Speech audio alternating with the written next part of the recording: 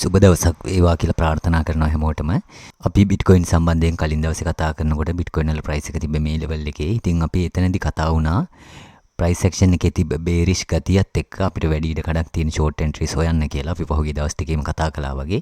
එතකොට ඒ සඳහා අපිට පාවිච්චි කරන්න පුළුවන් විශේෂ ලෙවල් දෙකක් සම්බන්ධයෙන් මම එතනදී පෙන්නලා දුන්නා. එතනින් එකක් තමයි මෙතන මේ හැදිච්ච කැන්ඩල් එකේ හයි එක ටේක් අවුට් කරාට පස්සේ පොඩි ටයිම් ෆ්‍රේම් බේරිෂ් පැත්තට හැරුණොත් එහෙම මම කිව්වා ෂෝට් එන්ට්‍රි එකක් ගන්න අවස්ථාවක් තියෙයි කියලා. ඉතින් ඊට පස්සේ ඊළඟ අවස්ථාවේ හැටියට අපි පෙන්නලා දුන්නේ හයි එක ටේක් අවුට් කරාට පස්සේ පොඩි ටයිම් ෆ්‍රේම් බේරිෂ් පැත්තට හැරෙන්නේ නැතුව දිගටම ප්‍රයිස් ඇක්ෂන් එක උඩට අප් වුණොත් එහෙම අපිට අවස්ථාවක් තියෙනවා කියලා අපි මෙතන මාක් කරගත්ත මේ zone එකේදී short entry හොයන්න. ඉතින් ඇත්තටම අර high එක take out කරාට පස්සේ price එක කෙලින්ම යටට drop වුණා. ඉතින් එතනදී මට අවස්ථාවක් ලැබුණා ඇත්තටම short entry එකක් ගන්න. ඊට පස්සේ price එක යටට drop වෙලා ආපහු සැරයක් උඩට up වුණාම අපි දැක්කා FGI එකේ ආයෙ සැරයක් resistance zone එකේ pay chart එකේ reject වෙලා price එක ආයෙ යටට වැටෙනවා. ඉතින් ඇත්තටම මම අවස්ථා දෙකේදීම short කරා. ඉතින් කලින් දවස් short කරපු එකේ screenshot එකකුත් මම Telegram එකේ share කළා. ඊට පස්සේ ආයෙ සැරයක් price එක උඩට up වෙනකොට මෙතනදී short කරපු position එක තවම මම යම් කිසි ප්‍රමාණයක් හෝල් කරගෙන ඉන්නවා. ඉතින් අපි ඇත්තටම දිගටම මතක් කරා ප්‍රයිස් එකේ තියෙන බේරිෂ් ස්වභාවය සම්බන්ධයෙන්. එතකොට ඒකට හේතු ගොඩකුත් අපි පහුගිය දවස්වල කතා කළා. ඉතින් දැනට මේ තියෙන drawing සේරම මම අයින් කරගන්නම්. අපි ඊට පස්සේ දැනට තියෙන ස්වභාවය ගත්තොත් එහෙම weekly chart එකේ ඉඳන්ම පොඩ්ඩක් බලාගෙන ඇවිල්ලා. ඉතින් අපි පහුගිය දවස්වල පෙන්ලා දීපු තව විශේෂ දෙයක් තමයි මෙන්න මෙතන හැදිච්ච candle වල මේ loss weekly candle close එකකින් loss වුණොත් එහෙම එතකොට price action එක සෑහෙන ලොකු අනතුරක වැටෙන්න ඉඩ කඩක් තියෙනවා කියලා. මොකද එහෙම වුණොත් එහෙම weekly chart එකේ market structure එකම සම්පූර්ණයෙන්ම bearish පැත්තට හැරෙන අනතුරක් තියෙනවා. එතකොට අපි දැක්ක දැන් සති 4කම candle ඇත්තටම මේ level එකට යටින් trade වුණාට candle close එකේදී price එක උඩට up වෙලා මේක hold කරගෙන තමයි close වුනේ. ඉතින් ඒක නිසා අපිට යම්කිසි බලාපොරොත්තුවක් තිබ්බ price එක එතනින් උඩට up වෙයි කියලා. ඉතින් අපි තව මතක් කරපු දෙයක් තමයි FJ එකේ weekly mid එකටත් උඩින් candle close වෙනවා නම් තමයි වඩාත් හොඳ කියලා. ඉතින් නමුත් අපි දැක්කා පහුගිය සතියේ candle එකත් FJ එකේ weekly mid එක break කරගෙන close වෙනවා. එතකොට දැනට මේ සතියේ candle එක ආයසරයක් මේ lows වලට යටින් trade වෙන්න පටන් අරගෙන තියෙනවා. සෑහෙන යටටම price එක drop වෙලා තියෙනවා. එතකොට මේ candle එක close වෙනකොට ඇත්තට මේ level එක break කරගෙන close වුණොත් එතකොට අපි අර මතක් කළා වගේ සෑහෙන ලොකු අනතුරක price එක වැටෙන්න පුළුවන්. ඒකට හේතුව ඊට පස්සේ උඩට up වුණත් අපිට සමස්තයක් හැටියට මෙන්න මේ zone එක ලොකු resistance එකක් හැටියට වැඩ කරන්න ඉඩ කඩක් තියෙනවා. weekly mid එකත් ඒකටම ඇතුළත් වෙනවා. ඉතින් ඊට පස්සේ zone එකෙන් reject වෙලා price එක ගොඩක් යටට වැටෙන්න පුළුවන්. candle එකක් කොයි විදිහට close වුණොත්. ඒක නිසා ඒ සම්බන්ධයෙන් ටිකක් වැඩිපුර අවධානයෙන් ඉන්න.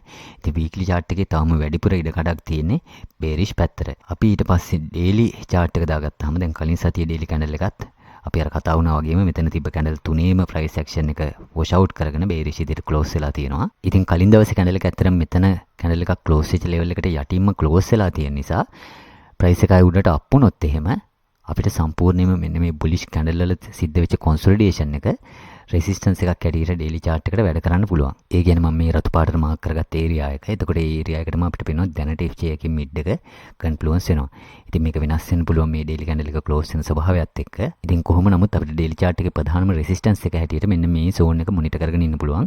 price එක උඩට up වුණොත් එහෙම ආයසරයක් short entry ගන්න අවස්ථා හොයන්න. ඊට පස්සේ තව ප්‍රධාන කාරණයක් තමයි දැන් daily chart එකේ RSI එකට තව යටට drop වෙන්න පුළුවන්. ඉතින් අපිට පේනවා FJ එකේ RSI cloud එකත් එක්ක daily chart එක oversold එන්නේ 99000 ගානකින්. ඉතින් ඇත්තටම අර කලින් සැරේ සිද්ධ වෙච්ච ලොකු ඩම්ප් එකකින් හදපු low එකටත් යටින් තමයි RSI එක oversold එන්නේ. ඉතින් අපිට ඇත්තටම හොඳ long entries ගන්න focus කරගෙන ඉන්න පුළුවන් level එකක් තමයි මෙන්න මේ level එක. ඉතින් ලක්ෂය කියන්නේ අපි දන්නවා psychologically important level එකක්. එතකොට ලක්ෂයට යටින් ගොඩක් liquidity තියෙන්න පුළුවන්.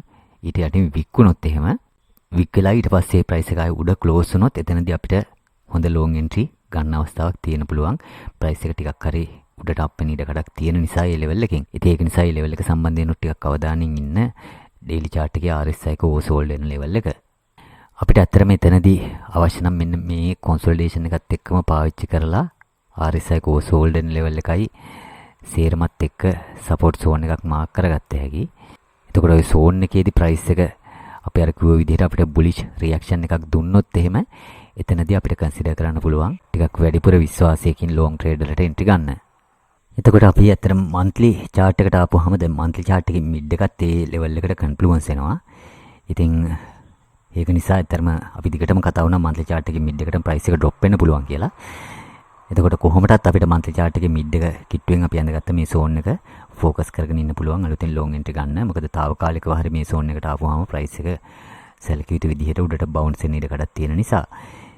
ඊට පස්සේ අපි පැය 4 chart එකට ආවොත් එහෙම දැන් පැය 4 chart එකේ FGI ඉන්ඩිකේටර් එකේ කලින් දවසේ මෙතන S අකුරක් print වුණා. ඊට පස්සේ ඒ කැන්ඩල් එකේ high එකට උඩින් price එක weak වෙලා හරියටම resistance zone එකෙන් reject වුණා. ඉතින් අපි SR අකුරු trade කරනකොට තව සැලකිලිමත් වෙන්න ඕන දෙයක් තමයි අකුරු හැදෙන කැන්ඩල් එක ගොඩක් resistance zone එකට කිට්ටුවෙන් හැදෙනවාද කියලා. ඉතින් එහෙම අවස්ථාවල trade එකකට entry එකක් ගත්තට ගොඩක් profit වලට යන්න බැරි වෙන්න පුළුවන්. මොකද resistance zone එකෙන් price එක reject වෙන ඉඩකඩක් තියෙන නිසා. ඉතින් කලින් දවසේ මම මතක් කරපු දෙයක් තමයි අපිට වැඩි විශ්වාසයකින් long එකට consider කරන්න අවස්ථාවක් තියෙන්නේ මෙන්න මේ loss take out කරාට පස්සේ කියලා.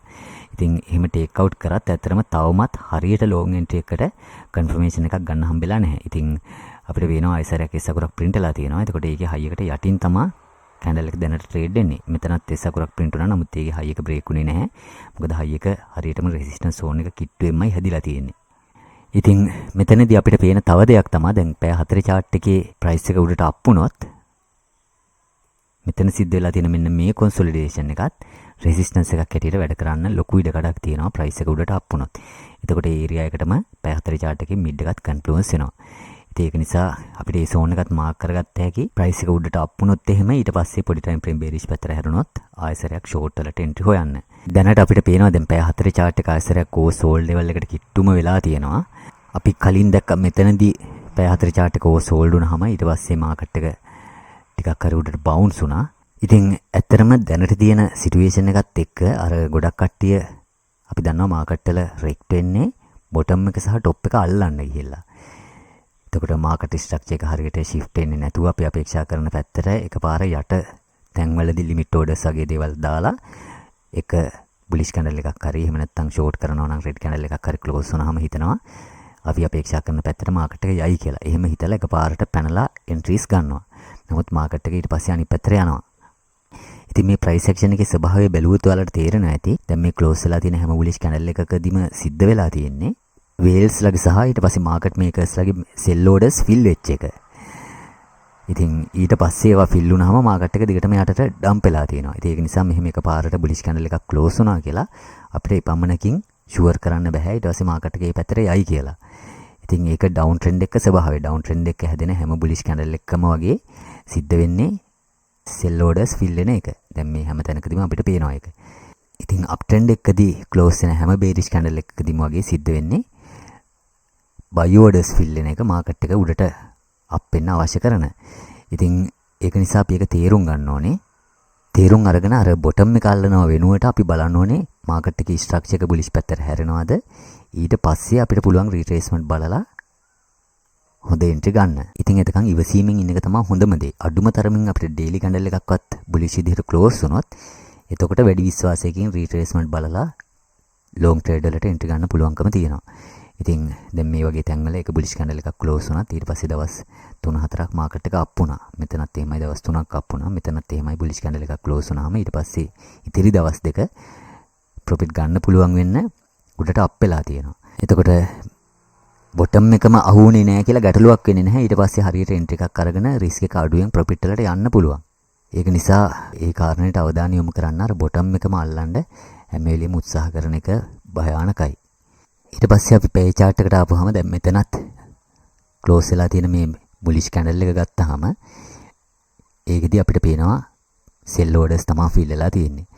ඉතින් ඒක නිසා ප්‍රයිස් එක ආයෙසරයක් ඒ ලෙවල් එකට ආපුවාම අපිට පේනවා ඩම්ප් වෙනවා. ඉතින් මෙතනදී ඇත්තටම එක්ස්පීරියන්ස් තියන අයට විනාඩි 5 වගේ ටයිම් ෆ්‍රේම් වලින් කන්ෆර්මේෂන් අරගෙනත් අර කලින් ෂෝට් කරලා තියෙනවා නම් ඒකට ඇඩ් කරන්න අවස්ථාව තිබිලා තියෙනවා. නමුත් දැනට මාකට් එක ටිකක් යටට ඇවිල්ලා තියෙන නිසා ඒ ඔපචුනිටි එක මිස් වෙලා තියෙනවා. එතකොට తాවකාලිකව හරි උඩට බවුන්ස් වුණොත් අපිට අලුතෙන් ෂෝට් එන්ට්‍රි තව හොයන්න පුළුවන්. අපි මෙන්න මේ අර කලින් මාක් කරගත්ත සෝන් එකෙන්. එතකොට ඒත් එක්ක අපිට පේනවා පේ chart එකේ රෙසිස්ටන්ස් සෝන් එකත් කන්ෆ්ලුවන්ස් වෙනවා. ඉතින් ඒක නිසා මේ සෝන් එකට පොඩ්ඩක් අවධානය යොමු කරගෙන ඉන්න. පොඩි ටයිම් ෆ්‍රේම් බේරිෂ් පැත්තට හැරුණොත් එහෙම ওই සෝන් එකේදී ෂෝට් වලට එන්ට්‍රි ගන්න අවස්ථාවක් තියෙන්න පුළුවන්. ඊට පස්සේ අතරම අපි මන්ත්ලි chart එකට ආපුවාම දැන් මන්ත්ලි chart එකේ අපිට වැදගත් වෙන තව ලෙවල් කිහිපයක් තියෙනවා. එකක් තමයි අපිට පුළුවන් Fibonacci retracement tool එක අරගෙන මෙතන හැදිච්ච low එකේ ඉඳන් ඊට පස්සේ මෙතන high එකට අඳින්න. ඉතින් දැනට 3.2 ලෙවල් එකේ තියෙන්නේ. ඒක loss වුණොත් අපිට 0.5 එක focus කරන්න පුළුවන්. 0.5 එක ඇත්තටම අපි අර මාක් කරගත්ත zone එකත් එක්කත් කන්ෆ්ලුවන්ස් වෙනවා. එතකොට මේ ලෙවල් එකට බැරිලා ඩ්‍රොප් වුණොත් එහෙම එතකොට ඩේලි chart එකේ RSI එකත් ඕව සෝල්ඩ් වෙනවා. ඉතින් එහෙම අවස්ථාවල తాවකාලිකව හරි මාකට් එක උඩට අප් වීමේ වැඩි ඉඩ කඩක් තියෙනවා. ඒක නිසා අර ලිමිට් ඕඩර්ස් වගේ දානවා නම් දැනට තියෙන ලෙවල් එකටත් වැඩිය අපිට වැඩිපුර ફોකස් කරන්න පුළුවන් මේ වගේ ලෙවල් වලට.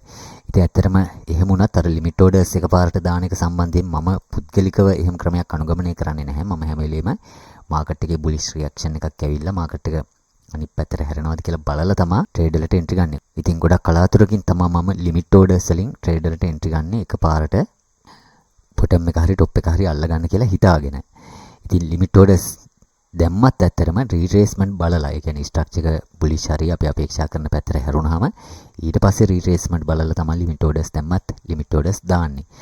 ඉතින් කොහොමුණත් මෙතන 0.5 එකයි ඊට පස්සේ මන්ත්ලි chart එකේ මිඩ් එකයි අපි අර මාක් කරගත්ත සමස්ත zone එක සම්බන්ධයෙන් අවධානයෙන් ඉන්න. ඊට පස්සේ තව ප්‍රධානම zone එකක් තමයි අපිට අවධානය යොමු කරගෙන ඉන්න පුළුවන් golden pocket එක. දැනට මම මේ coordinates අරගෙන නෙමෙයි ඇඳගෙන තියෙන්නේ. නමුත් 91000 ගාන ඉඳන් 89000 ගානට වගේ වෙනකන් තමයි golden pocket එක තියෙන්නේ.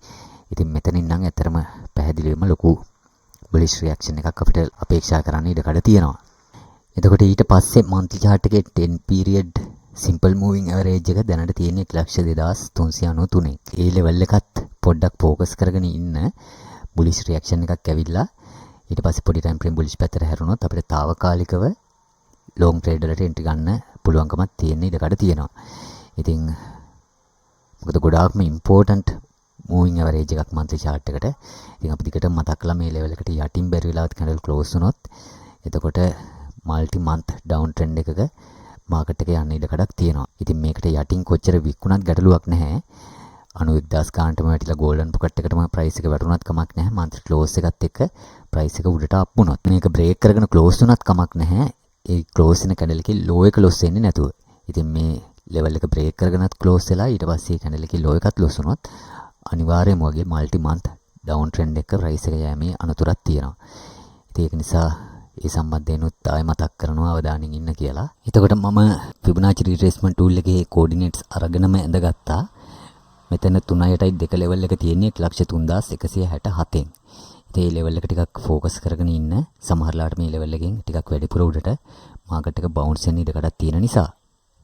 ඉතින් එහෙම bounce වුණොත් අර පොඩි time frame bullish පැත්තට හැරුණොත් අපිට consider කරන්න පුළුවන් අපි අර උඩ කතා කරපු zones දෙක target කරගෙන පොඩි scalp long වලට වගේ entry ගන්න. ඉතින් ඒ වගේ risk එක ගොඩක් වැඩි. මොකද time frame වල alignment එකක් නැති නිසා. ඒ කියන්නේ මොකද අපි අපේක්ෂා කරන පැත්තට time frame නැති නිසා. ඉතින් ඒක නිසා එහෙම entry ගන්නවා නම් position size එක අඩු කරලා ඊට පස්සේ හරියට stop loss දාගෙන තමයි trade entry ගන්න ඕනේ. ඉතින් මේක candle close වලින් loss වුණොත් ඊට පස්සේ අපි අර යට කතා කරපු zone එකට අපිට අවධානය යොමු කරන්න ඉඩ කඩක් තියෙනවා. ඉතින් ওই කාරණා ටික තමයි මට මතක් කරන්න අවශ්‍ය වුණේ. පරිස්සමට stop loss දාගෙන trade කරන්න කියලා ඉල්ලා සිටිනවා. සුබ දවසක් වේවා කියලා ප්‍රාර්ථනා කරනවා හැමෝටම.